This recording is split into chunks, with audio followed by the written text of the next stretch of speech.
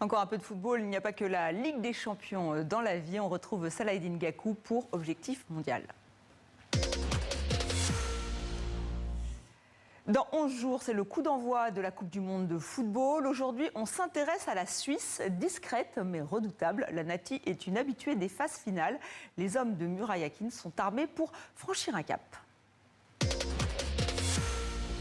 Intéressons-nous aujourd'hui à la Suisse. La Suisse, toujours là, solide, difficile à battre. Mais cette fois, Murat Yakin voudra aller un peu plus loin. Dans le groupe B, avec le Canada, le Qatar et la Bosnie, la Suisse veut écrire la plus belle page de son histoire. Quelles ambitions pour la Suisse? J'ai posé la question au journaliste Mickaël Mourel-Garcia. Pour l'équipe de Suisse, c'est vraiment une grande opportunité. Cette Coupe du Monde est très ambitieuse. Murat Yakin, le sélectionneur de l'équipe nationale, annonçait « Nous voulons réussir le meilleur mondial de l'histoire ». Après avoir frôlé la finale de l'Euro 2024, ou en tout cas avoir cru que c'était possible d'y parvenir, nous donne des raisons d'être ambitieux. Donc c'est vraiment un avis partagé par les joueurs, le staff, l'entraîneur et la fédération suisse de viser donc une belle Coupe du Monde, surtout qu'elle est dans un groupe plutôt, on va dire, abordable, avec un football offensif, de joueurs motivés. Cette Suisse peut faire mal et peut aller loin, oui. L'atout principal de l'équipe nationale, c'est son mental. On se rappelle aussi de cet Euro 2020 face à la France où le pénalty raté de Kylian Mbappé sauvé par